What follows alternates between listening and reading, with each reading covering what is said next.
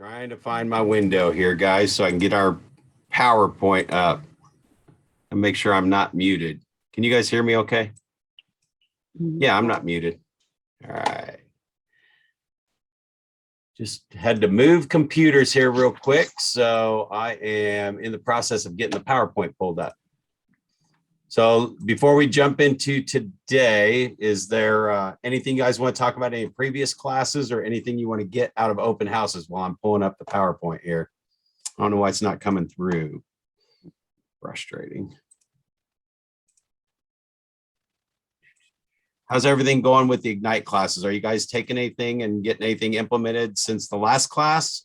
Or maybe even tell me if you guys have done any open houses or you're planning on doing open houses, if that's part of what you're planning on doing. What do you guys want to get out of today's open house session? I'm bouncing around here a little bit, but I'm listening.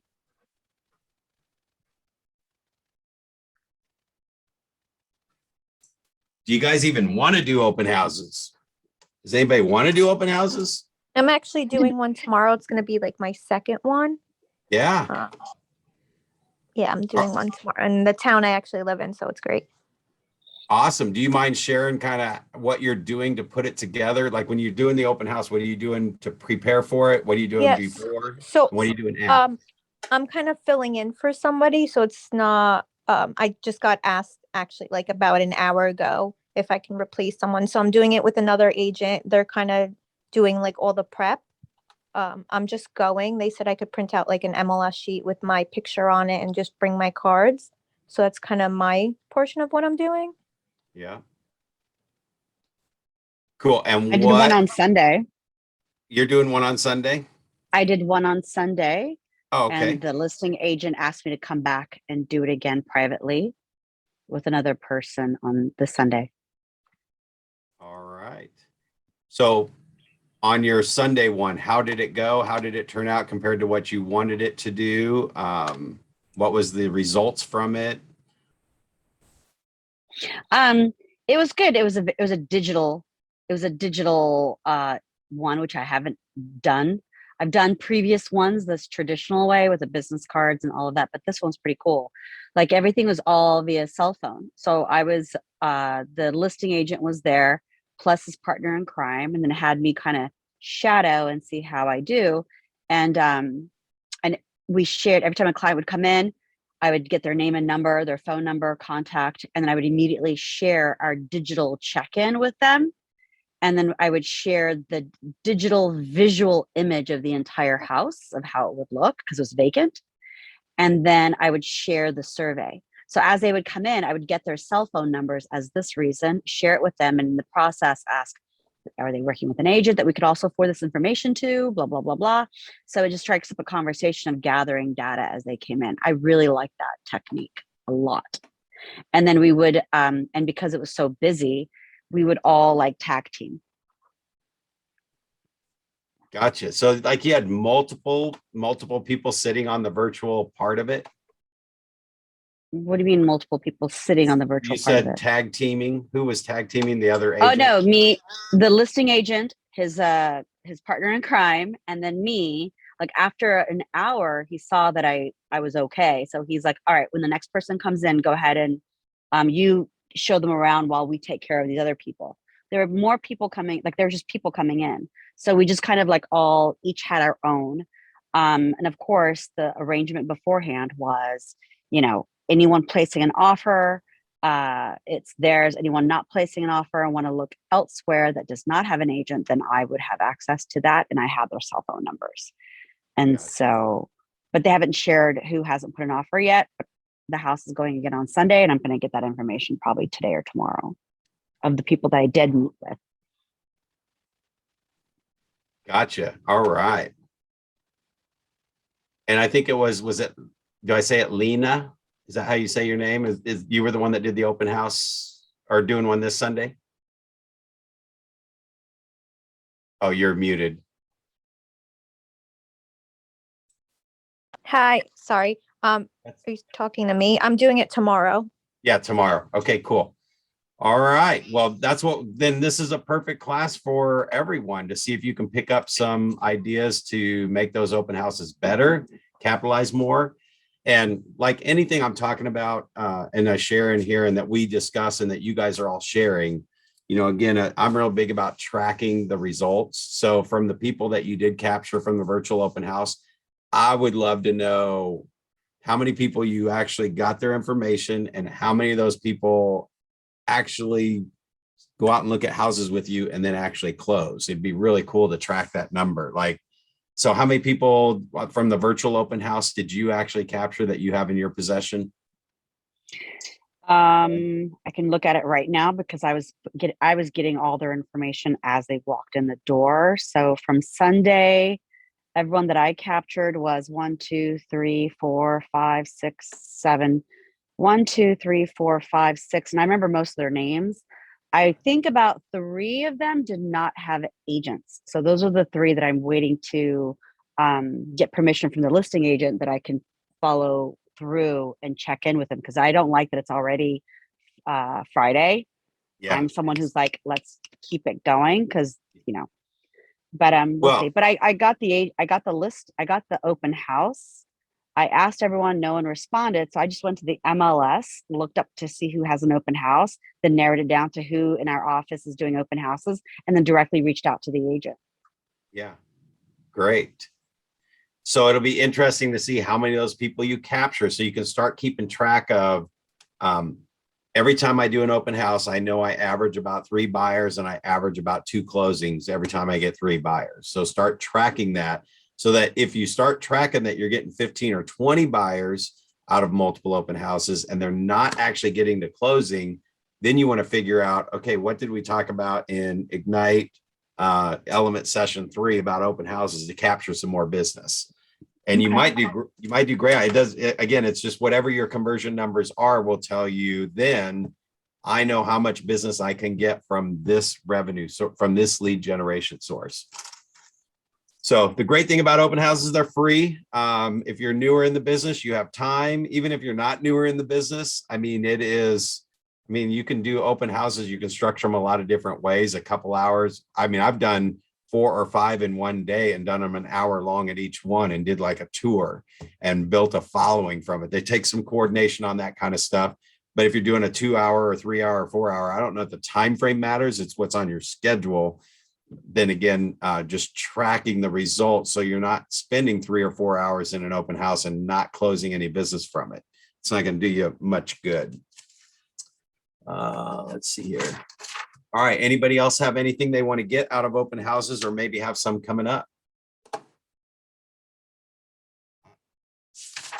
So this will still be pretty information packed like most of the last sessions have. It's just really having a real world conversation about how to get the most out of it. And it comes from all the people that I've coached over the years. And understand too, as a MAPS coach, when I was at MAPS coaching agents, the top teams, anything that an idea that would come up, I was able to take it back into the field and test it and try it and track the results and tweak it and figure out how to get better at it. So that's kind of where you guys get a lot of the tips that I share on most of this stuff. So just real world stuff. So anytime, if we're talking about anything that you've experienced during your open houses, definitely throw that in because that's even more valuable than anything I can share. We're in 2 different parts of the country. Open houses and people may be different there. So if there's anything that's different, make sure you share that. But again, we're back into elements and we're still, most of the time we're talking about lead generating for buyers and sellers. And the open house, I will say, is marketing for buyers. And I might ask a question, Roya, and I don't know if you're in the background or you're still kind of there just taking notes. Is yes. That when you mentioned about waiting to hear back from the listing agent, if you could work with the buyers is kind of what I heard. Most of the time, if you're doing the open house, I don't know too many listing agents that would want you to give them the buyers back if you work the open house. That's one thing. But the second thing is that I want to make sure everybody hears, in 30 years of selling real estate and doing thousands of open houses, I've personally done thousands of open houses. I've only actually sold 1 house in 30 years at the house that I was sitting in, meaning they walked in, they bought that house, and that was the only house I showed them. I'm gonna mute this thing out here. So we don't have any background noise. But what I'm saying is, out of all those thousands of open houses, one time in my career, somebody walked in and actually bought that house. And when you think about open houses and the structure and stuff, depending on how much information was out there, most open houses are designed with the signs out front, or if you can put signs in that community to drive traffic during that time frame that it's open to come in. And a lot of agents also just kind of decide to do open houses last minute. It's like, I think I'll do one this Sunday. And when you can create a plan, an open house plan that guarantees you to get the best results, get the most people through the front door, and have the best results and best chance to sell it, that's when you create a system that anytime you do an open house, there's stuff that goes into action. And we'll talk about several of those things today, but on the benefits of the open house, it's to get in front of buyers. I mean, unless you guys are experiencing something different, I don't think the benefit is to sell that property. Don't get excited about selling the property you're in. That might, and you guys could change, you could add that if you've done open houses and closed at open houses, that might only change because of the shortage of homes and people are like funneling in to grab this house and they're selling the house at the open house, even in multiple offers, if that's the first time it was open. But generally I find that they're probably just, they didn't know anything about the house when they came in, or they may have known some basic information. If they were an active buyer, that is the home they would have written an offer on, and it was on MLS before the open house, they probably would have already seen it and it probably would already be sold. But that's where I want to kind of pause out for a minute and see if anybody's done enough open houses that you're selling a lot of houses at the actual open house you're sitting in, or are you finding you meet a lot of people and they're not necessarily buying that house? And again, on your question, Roya, too, I didn't know if that was maybe finding out from the listing agent if it's still available, because any one of these three people might be interested in making an offer, but you didn't know if there was multiple offers or if it was really to work with them and take them out and show them more properties. Well, two things. One, to answer your initial question, I don't speak from experience because I haven't had any, I haven't experienced what you're asking, but from my agents here in North Bergen County, they've had success with having an open house and people putting in offers and purchasing. But as far as the question, like regarding to me specifically, in this situation, he had this house listed a while back, but he's like, it's best for you to renovate it. Seller renovated it. So now he put his first open house. That was his first open house last Sunday. And so we had a great turnout, and everyone that I spoke with, they all already went through the MLS. They've already seen this property. And so that's why they were there. It wasn't like they just drove around and just happened to see the house. Yeah. So they came in. And so even though they've seen the digital images, I said, let me go ahead and provide it so it's easily accessible to you on your phone. You could just see it directly while we're doing the tour, we were also doing the visual on the telephone. And it was a great way to create conversation. Yeah. And they said how that was really helpful because they could visualize what they can see where furniture would be.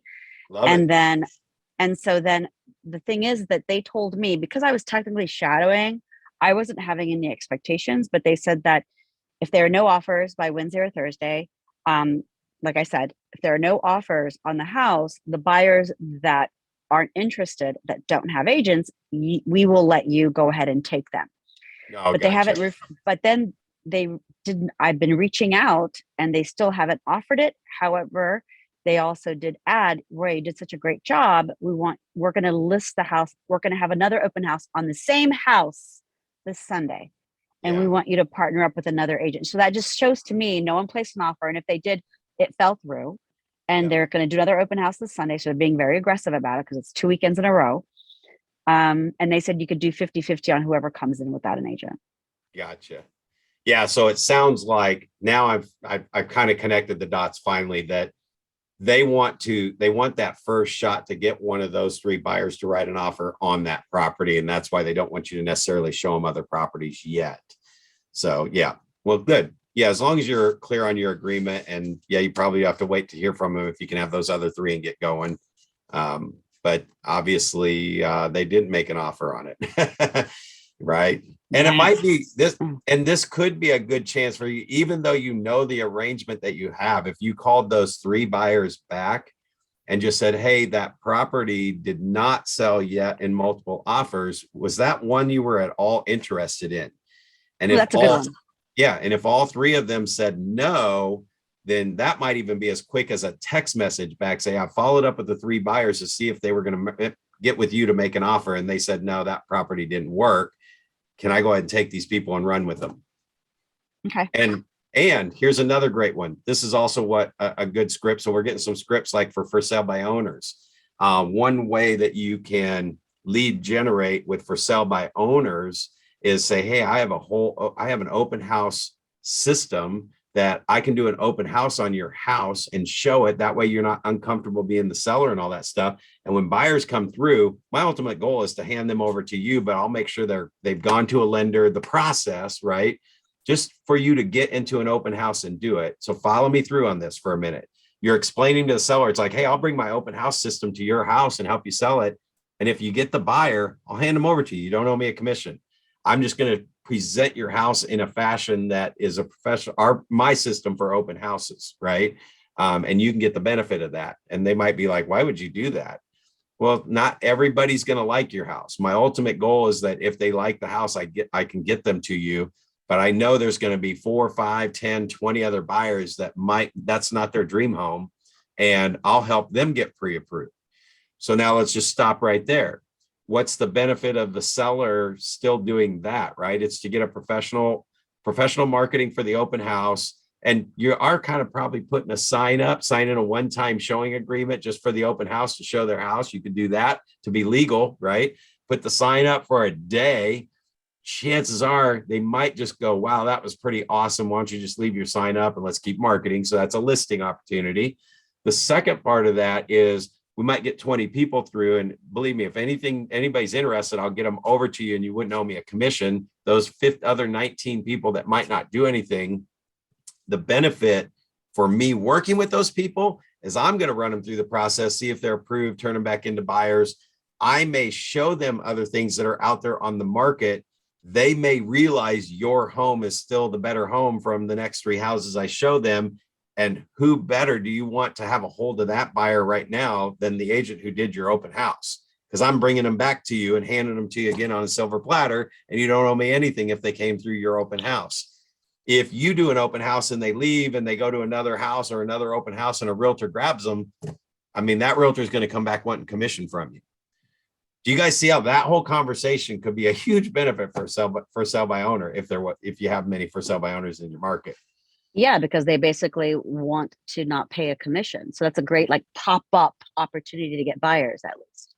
So again, the objective here, the benefit is that we are looking to get with some buyers to take them back into the marketplace and work with them. And an open house is a great funnel to do that. So now you're just increasing your odds by adding a for sale by owner into that situation. So cool. Is that good stuff? Was that already worth the call maybe? You guys can have open houses wherever. That was really good. Listening in. I'm new to the game, but I gotta say, Roya, I've never met you in person. I'm new, but I see you here all the time and all the meetings. I'm Lena, and you always hi, have Lena. questions. And I have always what? I'm sorry, you cut off. You're cutting off, Lena. What'd you say? I'm sorry. I'm very choppy.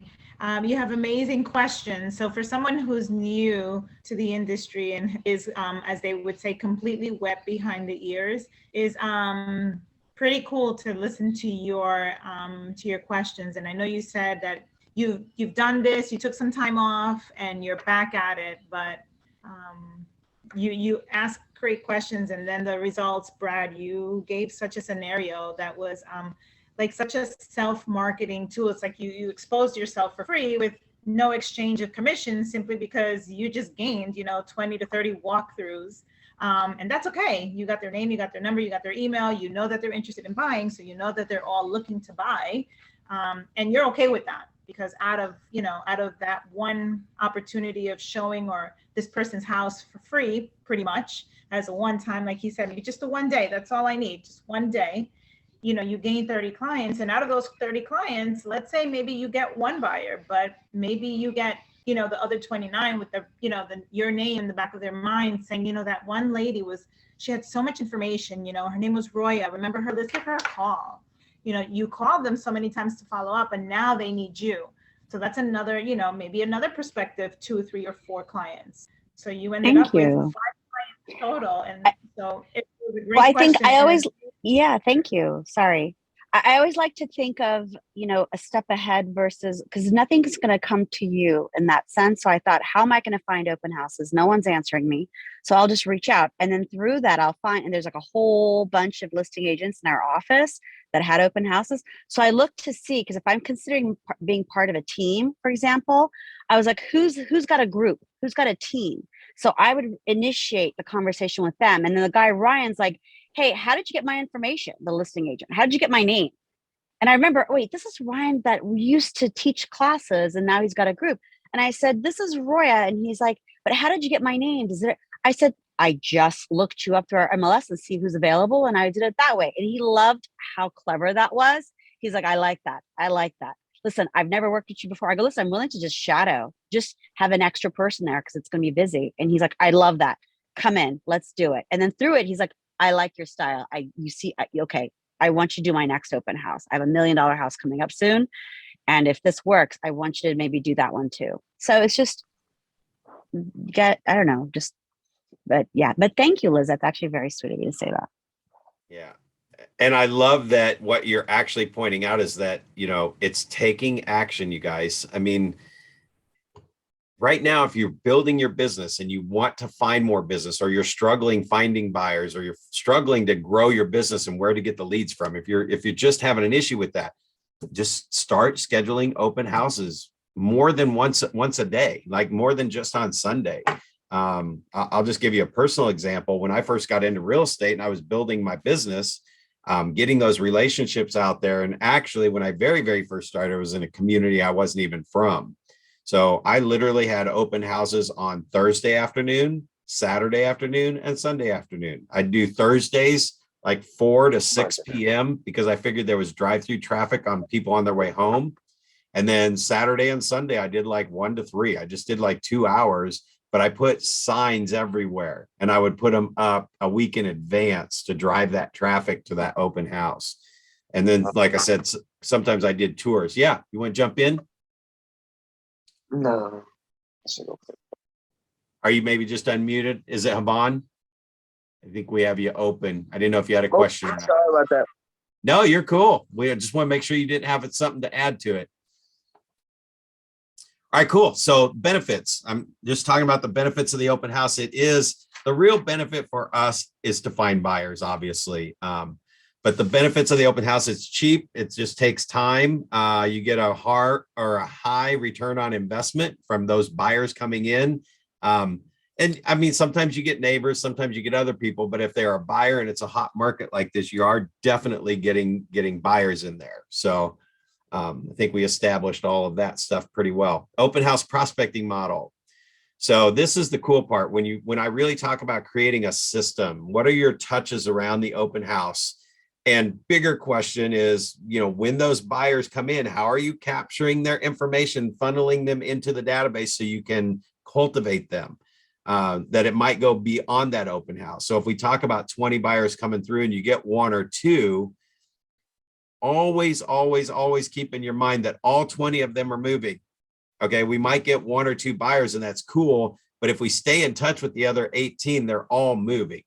I would think that of those 18, probably a higher percentage of them, maybe it's another 20, 30, or 40% of them might be moving in the next month to 6 months because they're starting the process. Remember, just kind of reminding you of some of the things we've said throughout these sessions is that most buyers through the internet, through that kind of stuff, when they start looking, whenever they raise their hand to everyone who's a real estate agent who can now see them and grab them, whether it's through the internet, through an open house, whatever, most people who are just starting the process, if you're good at grabbing them, you might be 3, 4, 5, 6 months away from them buying. They haven't probably, just if you want to track it, just at your next open house, if you have 20 people say, hey, I'm just curious, did you guys get pre-approved before you came out and looked at open houses, and track the responses? you're going to find that out of 20 people, probably 1 or 2 of them are pre-approved. And it's like, wow, maybe they really are just starting the process.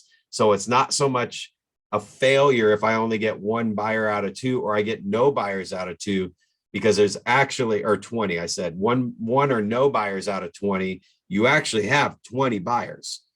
They're just not maybe moving right now today, and that's not their dream home, and they haven't even started the process, and they're just starting to look to see what's out there. And if your follow-up system stays in touch with them, this is your prospecting machine. And if you did an open house and got 10, 20 people through every single weekend, I mean, you're talking about adding 80 people to your database in a month, right? If you're not doing anything on weekends anyway, or you can slice out 2 hours and you're a real estate agent and you want to grow your business, capture all 20 of them and then stay in touch with them.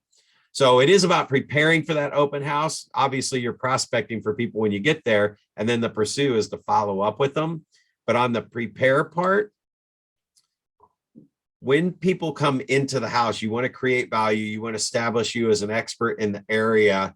And what you just now know today, if you didn't know it before you got here, 99.9 of them, 9% of them probably are not going to buy the house that you're in for the open house. So knowing that, and this, again, when I teach, I hope you guys like my teaching style, because I'm trying to get you to think of different ways to expand and really just go from just doing an open house to creating a monster lead machine funnel, right? So my brain would say, I heard the same thing I'm sharing with you. Most people don't buy houses at the open house. You really don't ever sell the house that you're holding at the open house. So, but you meet buyers and all that stuff. So I thought, okay, so if they don't buy that house, what are they buying? And so when I started doing open houses, I'm tracking the numbers and tracking the results, how many people came through, how many people liked it, how many people actually bought it, that kind of stuff. But I would hear them say stuff like, this one's a little bit out of our price range. So hearing that as often as I did, that's why I now say, when I teach, I say, most people don't know anything about the house when they pull up in front of it. You know, I'm not just saying that to say it, saying I tracked it enough that they came in and said this wasn't in their price range. This was a little bit higher than what they wanted to go, or they just didn't like it and they were going to bump their price range up. Heard that one a ton. Say, well, this isn't quite what we were looking for, but I think we're going to bump our price range up. So those two things, taking that in mind and tracking that and hearing that enough on purpose, when I go to an open house for a prepare part of the open house, is I go in and I print out the list of anything that's 50,000 or 100,000 maybe below. I print out the 50,000 and 100 or the $100,000 range, 50 above, 50 below of the house that I'm in. And then I go the range below, 100,000 below. And I have 3 different sheets, and it's just the 1-line printouts, so that at the open house, if anyone says, and enough people said this, that this goes with every single open house I do, enough people said it at every single open house that I now have that list. And if they say, well, this is a little bit higher than what we wanted, I can say, well, I'm not giving them this piece of paper, but I said, I've got 25 other houses that are in the next price range down. I'm going to be here for about an hour. You know, I could definitely get this information to you. Have you guys started your pre-approval process? Yeah, we're pre-approved. You got the pre-approval letter. Great. I'll be done in an hour if you'd like me to see if any of these are available, and I can show them to you, you know, so you can pick up a buyer right there on the spot. If they're not approved, then I'm going to say what. So if you're not approved yet, say, great, we just get that process started. I'll work on getting this list together and helping you find out about these other properties, and maybe you could snag one of those. Right now, here's my lender. If you connect enough, you can give them the lender's number right there and send it. These guys will hopefully have a lender that's around on the weekends to do the loan app, or they have an app on their website or something like that. It's like, here's my loan officer's application, fill that out, get a pre-approval, and we'll get that process started. So I actually bring those lists with me. Other thing I'm preparing, if I'm going to do an open house, I typically wouldn't just decide to do it on a Saturday. I might have in the very, very beginning, and my open houses I could have no people, and then I could have had a whole bunch of people, and there was no consistency whatsoever. So in my prepare came directly from Gary Keller, that was saying, if you're going to do an open house, why not go all out? I mean, put 10 signs up everywhere leading to the open house. If you can do signs, I mean, I put them on every major street leading into the neighborhood. And I just go around and I usually put them out on Monday because the open house might be on Sunday. I'll also tell you something else when we're talking about preparing in systems. I just decided, not that I couldn't do an open house whenever and whatever time frame, but I just decided that if I was doing an open house, it was always going to be on Sunday and it was always going to be 1 to 4, because my open house signs, when I had them made, actually say open Sunday 1 to 4 p.m. in the arrow. And I had 10 of them made that said that.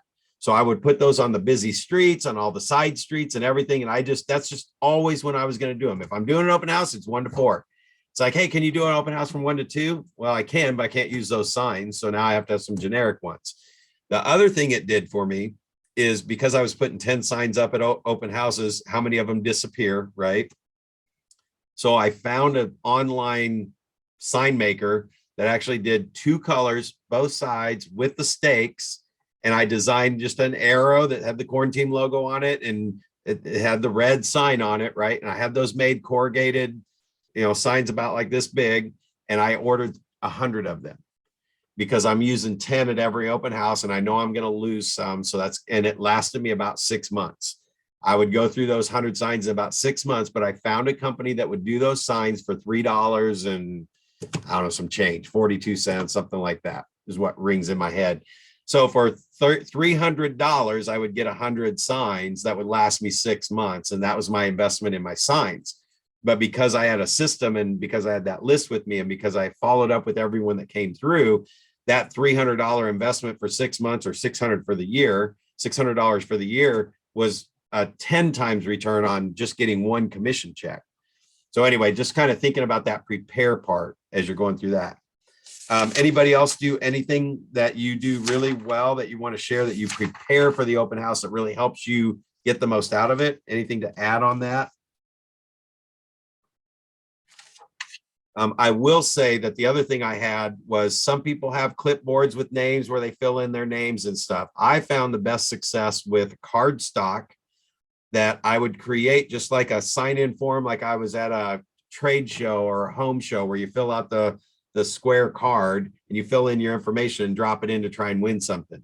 So I would do cardstock and I would make 4 per page and I'd cut those. And it was literally just open house. And then in their name, their address, their phone number were bigger.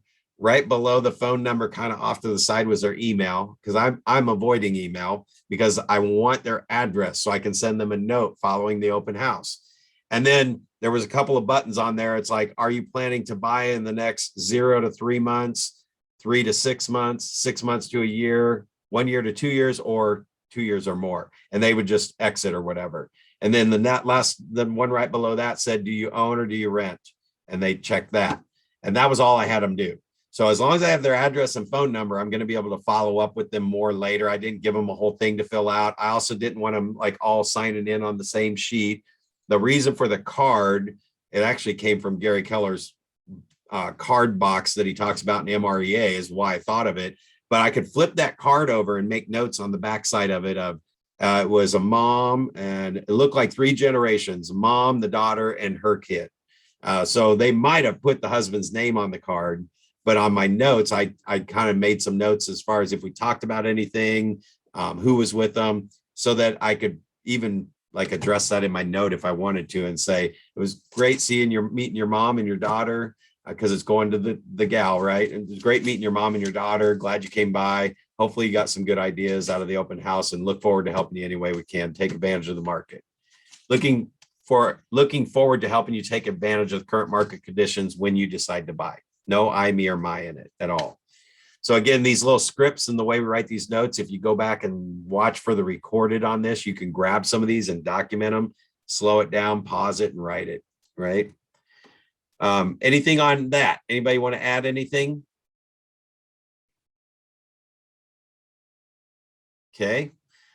Just talking about do not call list too when you're, yeah, go ahead. I have a question. You were talking about lead genning on getting buyers. Yep. I have a question.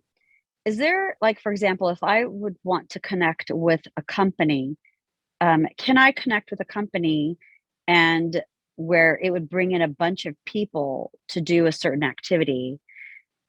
I don't know if you're able to like, if I'm able to like sponsor it, or would I be able to get Keller William to be able to be a part? How does that work where you want to, there's an activity that's within a facility and you want to be able to be the person that's facilitating it?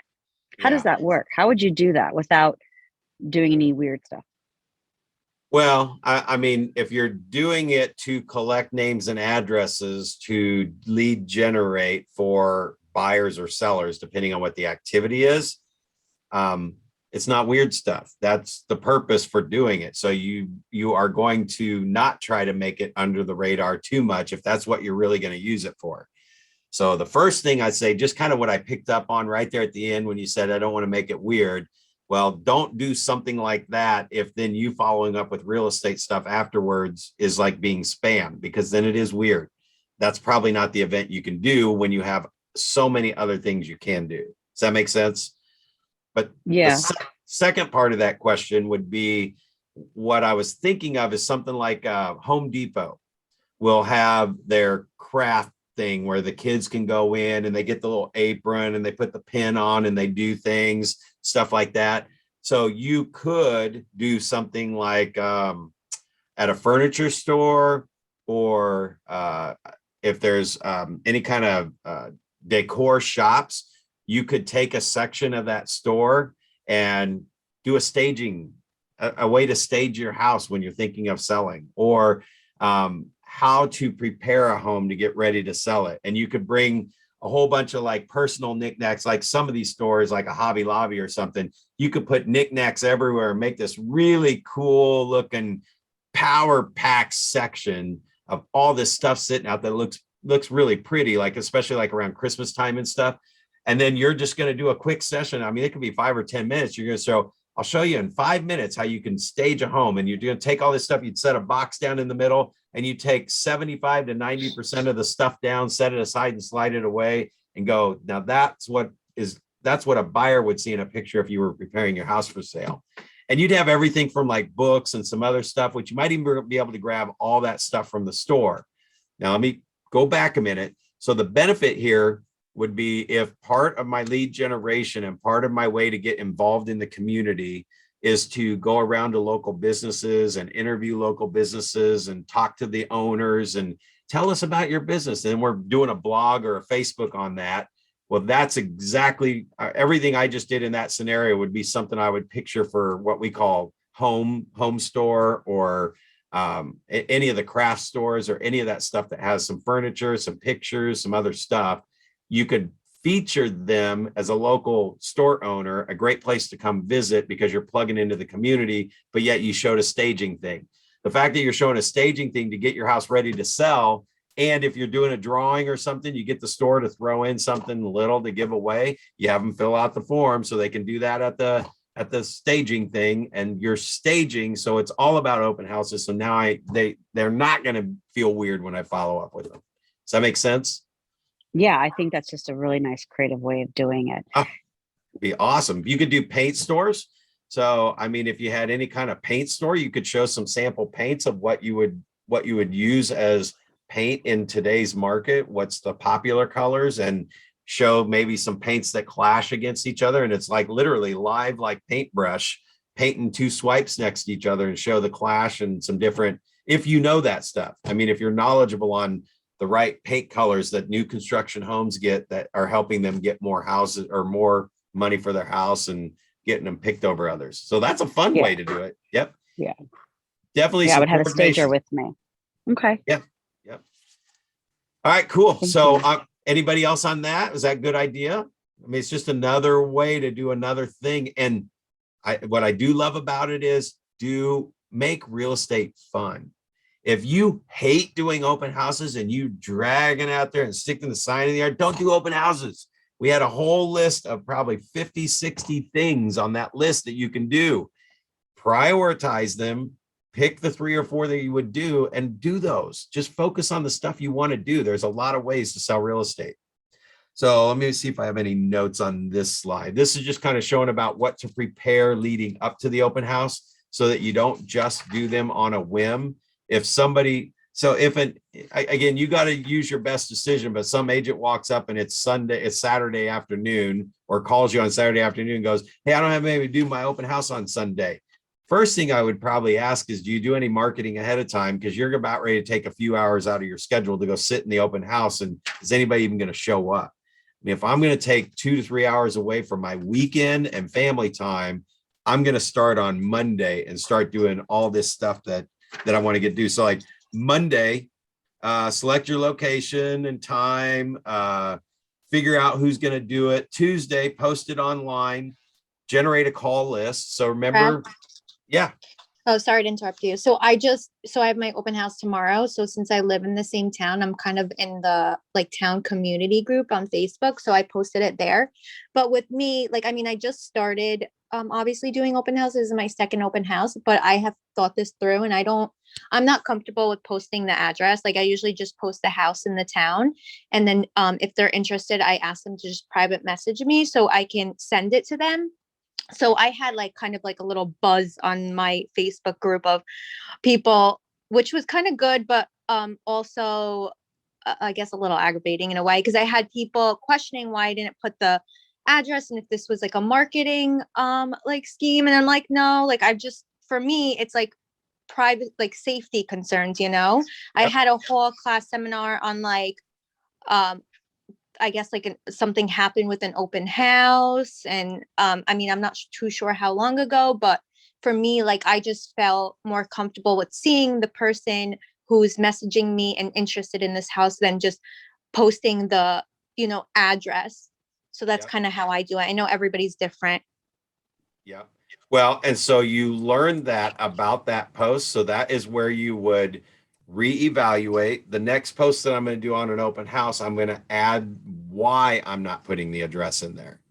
Okay. Address, you see what I'm saying? Then you avoid that one. So you're going to figure out things as you do things along the way. You kind of reevaluate, and like the last thing you want to do is get hammered with like 50 calls in one day, and it just hammers you just to get people to the open house. So if that were to happen, then you figure out a way to funnel that to get it streamlined somehow, where they send something to request the address, send an email here, and there's an automatic reply that sends the address to them, or something like that.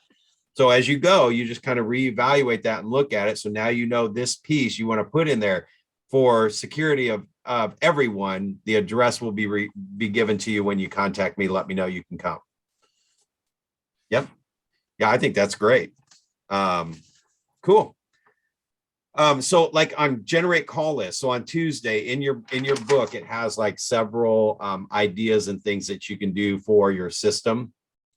So on Tuesday, where it says generate call list, if you've attended several sessions, and especially when we were going through the first round, the Spark stuff, if I were going to generate a call list of people to call and invite to an open house that were most likely going to buy the house so that I actually could increase my odds of selling the house at the open house, what people do you think you would generate that list from?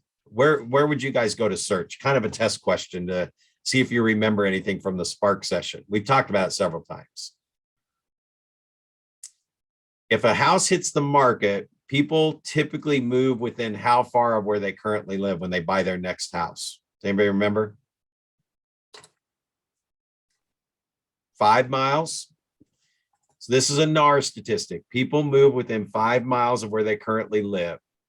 I would imagine it's because schools, their kids are in an elementary school, whatever, right? So if they move within 5 miles of where they currently live, do you remember what price range of house somebody will usually buy? If they sell their house, what percentage over their old house is the new house? You guys remember that one? See, this is good stuff, isn't it? Good thing we're coming to this several times and hearing it a few times. They're going to typically buy 50% above where they currently live. Those are two statistics that come out all the time. I see them all the time from NAR. So if I know people move within 5 miles where they currently live and they move 50% up in value, those two things just told me that if I'm doing an open house and I really wanted to increase my odds of chances of selling that house at the open house, if I pulled up a 5-mile map radius around the open house that I'm holding open, and I search for, let's just say it's a $400,000 house. So they're going to be coming from about a 250, 275 house. So I can basically search for any of the neighborhoods that 5 years ago were selling in that range between 200 to 300,000, right? Or I could look in the neighborhood that maybe the values are around 250, 300, 325, somewhere now. And I could pull up that range and it would show me houses that sold 5 years ago in that price range. They would probably be most likely thinking of selling and coming to the open house and maybe buying that house. I've increased my odds in my favor.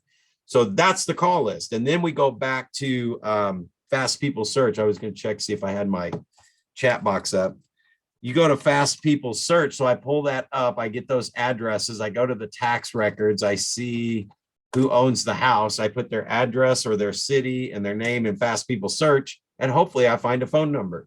If I don't, I could actually, like on Wednesday or like on Thursday, one of these things will probably say, go by and knock and invite the neighbors, right? You could do that one of your days, just knocking around the door and saying, hey, we're holding an open house down here on Sunday. I know you're a neighbor. A lot of times neighbors like to see what the houses look like because they have friends and family that love this area, love the area that you live in, and you might have a buyer for it. See how I just layered a script in there to get them to think, oh yeah, the Joneses, they love our neighborhood. They've always loved our neighborhood.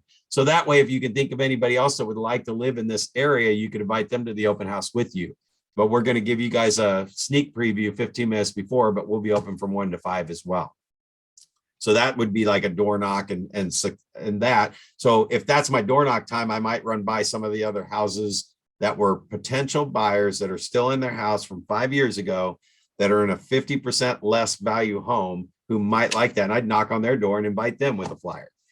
Again, it's just about really, I think what we've heard from a couple that are doing the open houses, take action and do something and start doing everything in your favor to make it as successful as possible if you're going to do it.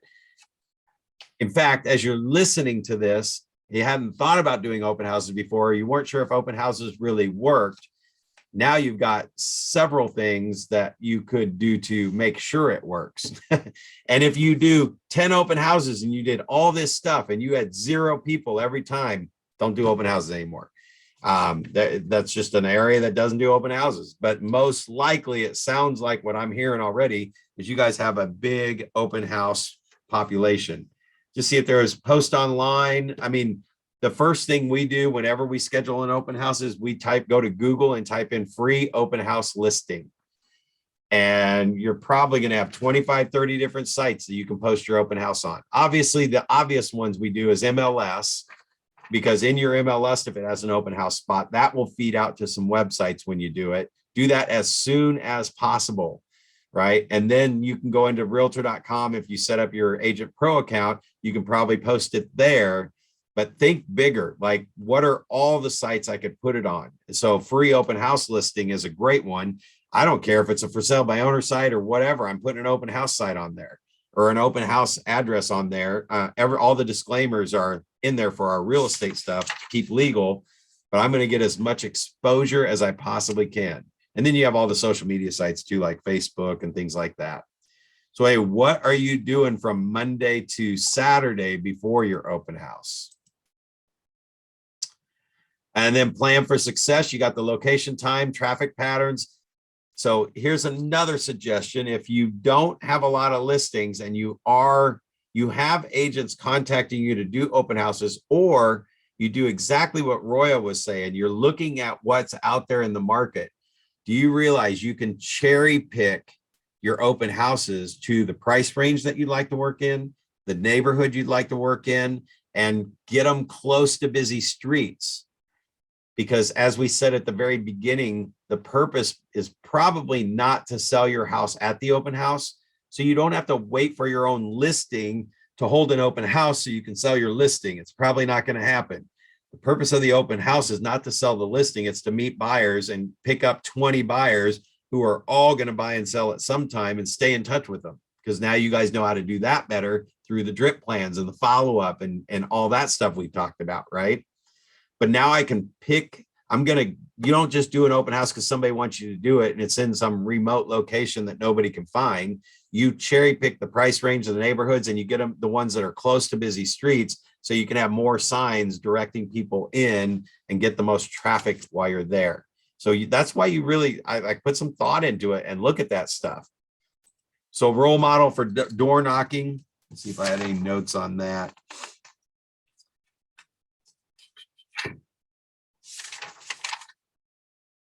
Yeah, so this is actually, we would set up a smart plan, our open house smart plan that would have all this stuff set in here.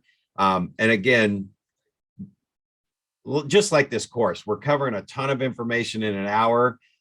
If you don't go back and open up Command and like look at the open house flyers that we talked about on Monday or Wednesday, look at the different open house flyers, look at the different styles, look at all the campaigns that are in there. You can go into the campaign library and search open house and see if anybody's created anything. And what it does is we start it on that contact records house that we're doing the open house for. Now, this is if it's your own listing and they're in your command, right? But you can start a campaign a week before that kicks out these to-dos before you get there, right? So you want to find that so you can find all that stuff later on. Typically what I do when I'm naming or identifying any marketing materials that I'm creating, and this is just me, I don't know if you guys do it, your organization a different way, but on my computer, I do have a number one real estate. So it's at the top of my file. And then inside that, I'll put one actives for my active listings. And then inside that folder, we put the house number and the street name. That's about it. So I don't put the northwest, southwest, court, all that stuff. I just put 814 Brookwood, because then I know if I'm looking for Brookwood's flyer, I can just go to the folder and find 814 Brookwood. If anything, the house numbers throw it off, because a lot of times I don't remember what the house number is, and it organizes them by the number. So I have to pull the property up to look at it again to know which one it's in. But everything we do for that property is in that folder. And inside that folder is our offers folder, is our listing pictures folder, is our marketing folder and contracts folder. So inside there is where we would store the flyers so that we can find them again real quick. Or if you're storing them online, same thing, like on a Google, what am I trying to say?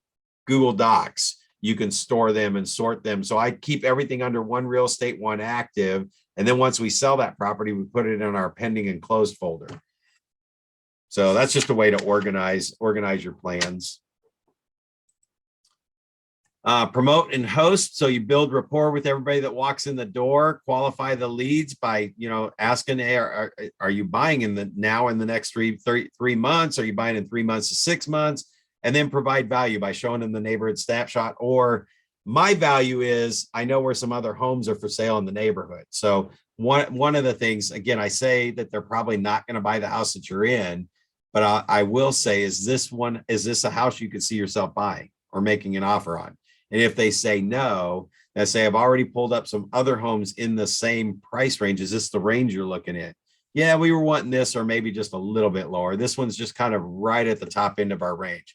Great, I have a list of all those. I can do that. And then you come back to qualifying by saying, where are you at in the process? How soon do you want to be in your next house?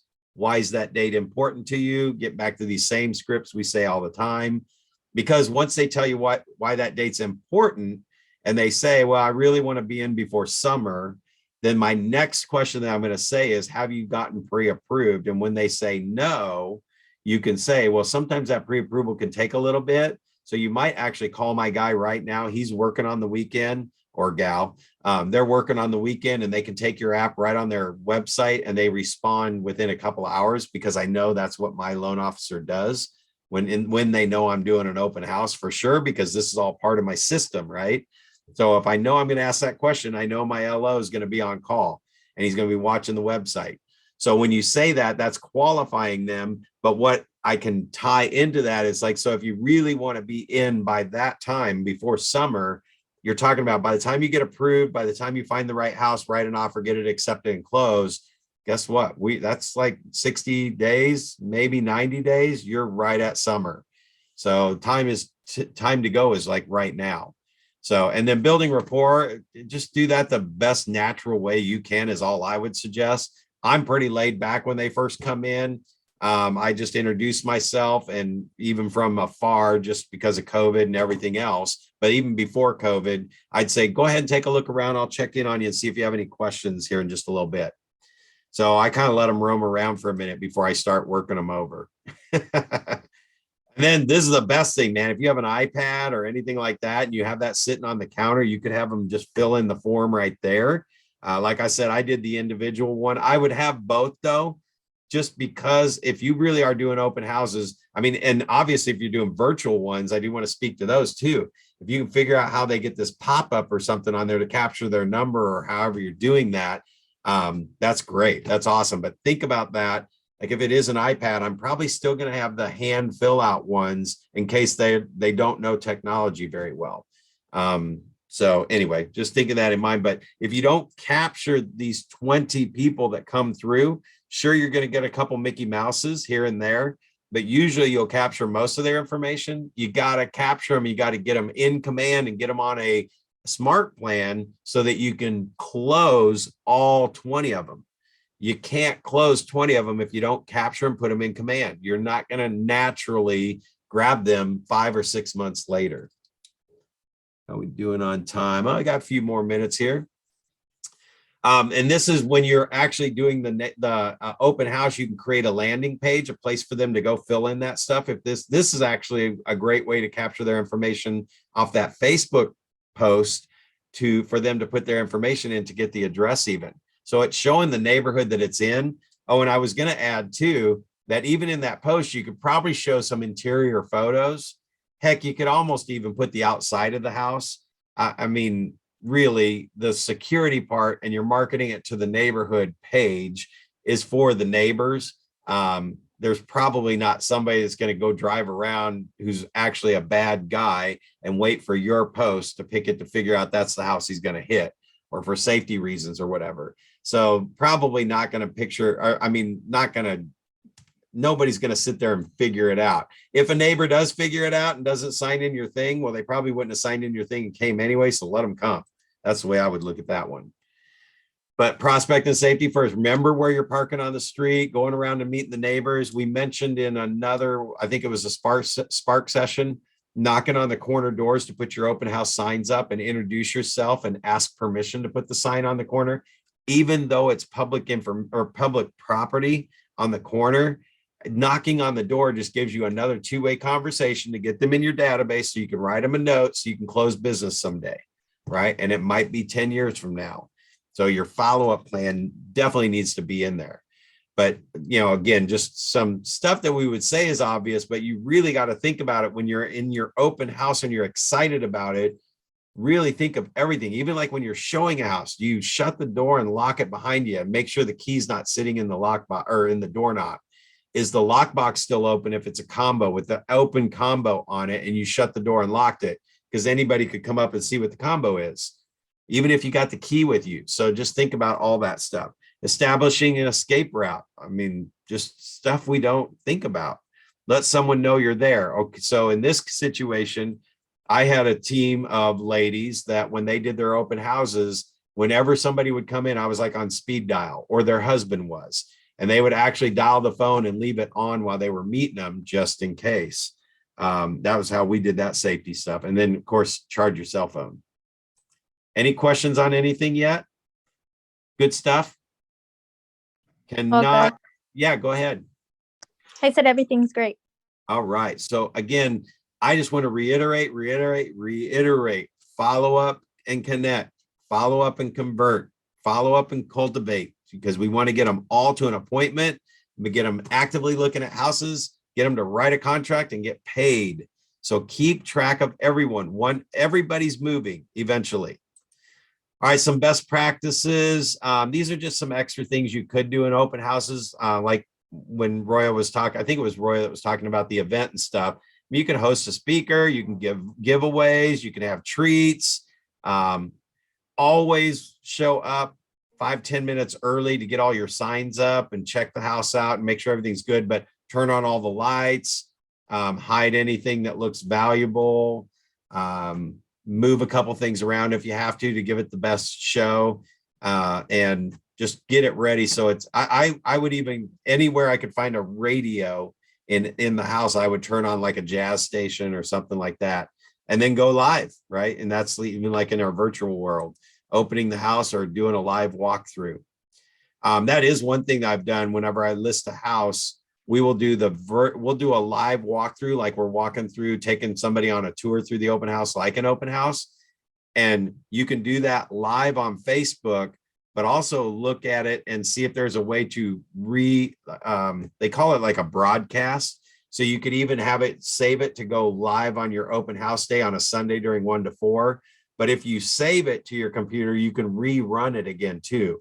So like when you do live, if it's not recorded, then it's a one-time shot, but I would rather leave it up kind of like a virtual tour, you know.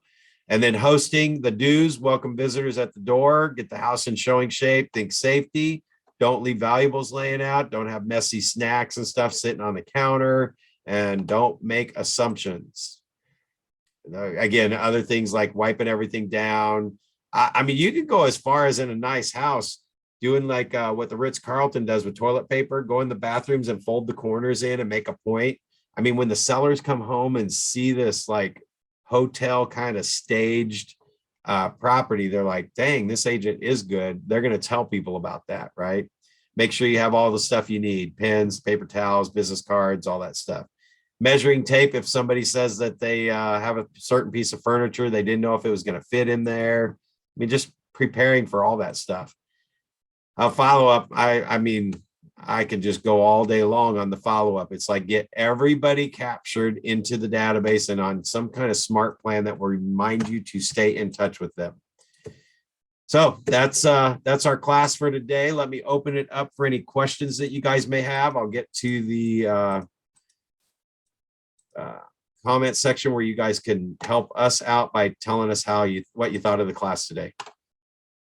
I'll put it in the chat box. Any ahas, anything that you really like? Wow, this was more than what I was expecting to get. Thank you so much. What would you share? Good stuff? Right. Yeah, I like the outside the box. Sorry, I didn't raise my hand. I apologize. That's all right. So I just actually it's not about open house. I just started the cold calls, and like it's crazy because here in Ignite, you make it looks like so easy, but when I started, they're like, no, it's not so easy. So I was like freaking out for a little bit, but like today was my second day doing the calls, so like I'm trying to keep calm, and I know I'm gonna improve. But do you have like any tips or something I should do or know? Yes, we have actually in the file are the Spark and the Elements script books. And one of the easy things that I've said to do, so if you want to increase your success faster, write down everything that they said that made you uncomfortable on the call, and do that on all your cold calls. Just it's called the objection, or what's making you uncomfortable and what you don't know what to say next, right?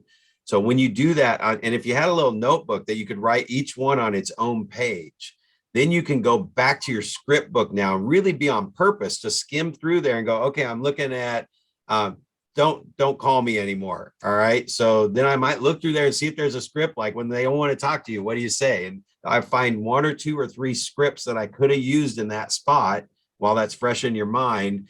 And then the next time you make your call, you've got all your scripts right there on those pages, and these are your scripts that you pick for what you're hearing. So and is it just straight out cold calling, or was it cold calling to come to an open house?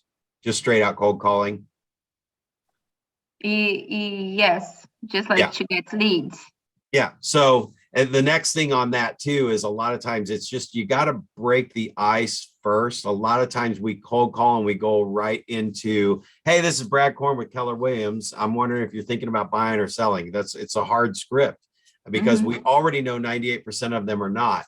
So one thing, if I'm cold calling, like if I'm circle prospecting in a neighborhood, start thinking about what value can I bring to the call to keep them on the call a little longer, so that that call could turn around and be more like, hey, this is Brad Korn with Keller Williams. We haven't met. You're probably not selling, but I'm calling because your neighborhood has some open houses coming up this weekend. So I don't know, are you guys thinking about buying or selling anytime soon? And they're like, oh no, we're not moving anywhere. Well, I just wanted to let you know that your neighborhood has some activity. And I don't know, as a homeowner, do you guys own your home?